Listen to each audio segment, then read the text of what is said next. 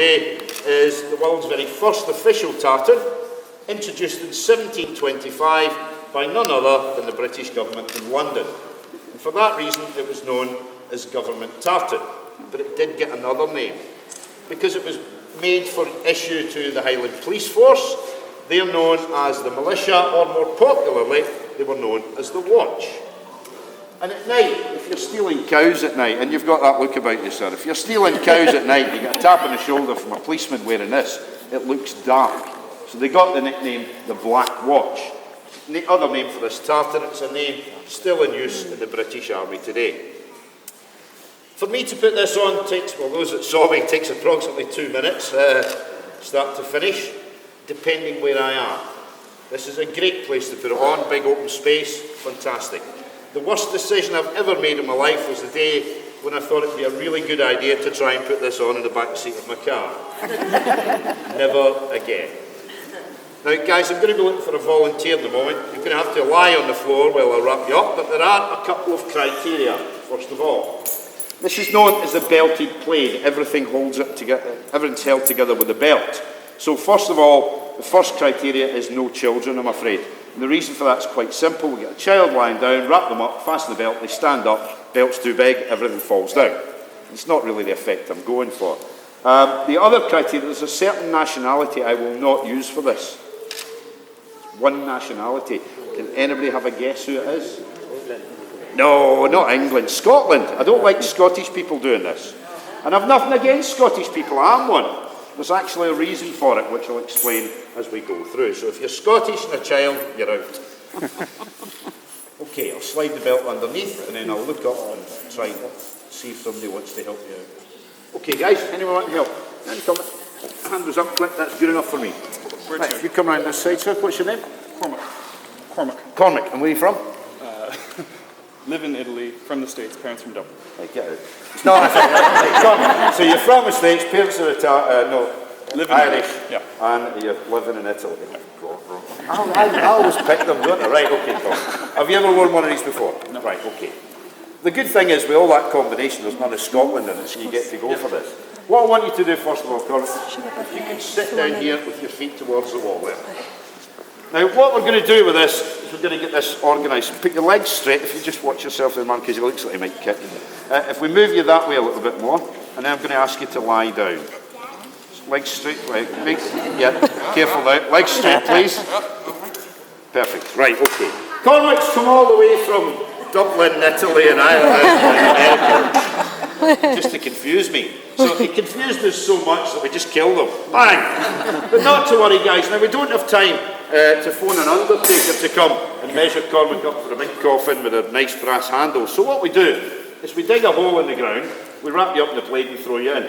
Salty there. Good news is we're not going to do that today. Now, I'm going to have to ask you, Cormac, to look that way, because I'm quite nervous of you looking up my kilt. Right, okay. We've got Cormac lying here, so that's the last use for your plaid, it's your coffin. But we're not going to do that today. What I want you to do is raise your arms for me, please, Cormac. Get this wrapped around you. And my goodness, you'd think I'd guessed right here, wouldn't you? Absolutely perfect lens, sir. Right, there's only one part that's going to cause you any discomfort, mate, because I like to keep the belt nice and tight, and I always find the best way to do that is this. So if we get the belt tight, I'm going to pull it a little bit tighter. It's not too tight, is it? Right. Is that on your waist? No. A little high. It's because you're from all over the place. I'm all over the place now. That's what's happening. Right, okay, let's get the first. I was wondering why that kind of makes you tight. Right, up he comes. Right, okay, Colin. What I'm going to do is I'm going to stand you in front of the fire, facing the fireplace. Now, at the moment, guys, it doesn't look very much like a plaid or a kilt, does it? No. There's one question. I know you're all thinking what the question is, yeah? You're all thinking it. And the answer, of course, is yes. And it doesn't matter who you are at this point. The question, of course, is, does his bum look big in this? It's a lot of cloth there. Yeah, right, okay, let's turn you around. Now, this is designed for use in Scotland. Scotland, you may or may not know, is not the world's warmest country. Our natural skin colour is pale blue. It takes us 3 weeks in the sun just to get to white. So what we've got here is Cormac with his plaid on, and it's your coat. If you get cold, you put your coat on. It's built in. Starts to rain. Don't panic, Cormac, you've got a raincoat. And if you get invited to a fancy dress party, this is ideal. You can go as an old Highland lady. And finally, you don't book yourself into a bed and breakfast or a hotel. This is your bed. You just wrap it round, lie down, go to sleep. It's wool. The best thing to do with it is get it slightly damp. The fibres swell, it keeps the heat in. Absolutely brilliant. Really, really comfortable to sleep in. But the main thing is, we're a warrior race. Now, imagine yourselves, guys, you're at the bottom of the hill. Cormac's running down towards you to kill you. What are you all doing? Exactly, yeah, you're laughing at him. Come on, that's not a big dress. So if you want to kill these folk, you want them to take you seriously, of course, yeah? So let's do something about that.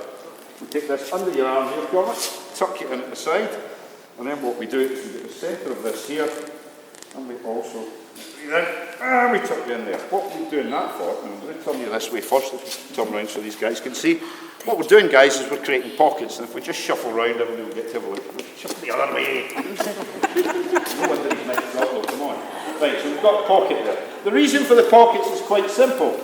Bonnie Prince Charlie, in order to make sure that his army could communicate, issued all his soldiers in 1745 with mobile phones. Made that up. Right, okay. Anything precious you keep in here, this is called a sporran. And at this stage, it's a nice, simple leather pouch. 100 years down the line, we've gone mental. You've got mad Scotsmen going about with badgers and beavers and squirrels and weasels stuck to the kilt. Just wrong. So I'm going to let you in a little trade secret, because by law nowadays, we are not allowed to kill animals to make these. So if you walk down the street and you see somebody in the town with a kilt on today, guys, have a close look at his sporran. Now when I say have a close look at his sporran, don't be too obvious about it, like that. It's a kind of subtle look round the corner. And the reason for that is if you look closely, you may see tyre tracks. Because among other things, we use roadkill. Right, all the material at the back, we've got to do something with that. So I'll just bring this over your shoulder, Cormac. Get you sorted. There we go, bring that over there if you hold that for me. And we do the same this side. The only difference is this comes up under this arm. We join the two together. You hold them in one hand for me. Just hold it there. And we fasten that with a pin or a brooch. It leaves your hands free when you're wearing it. Thing is with this, I generally pride myself on my pleats, and actually I've got to be honest, I'm very pleased with these, but you can't see them, so what I'm going to ask Cormac to do is to walk round and let you see the pleats, and let me know if you think I've made a good job of them, guys. Yeah. It's not bad, is it? Now, this is the reason I don't use a Scottish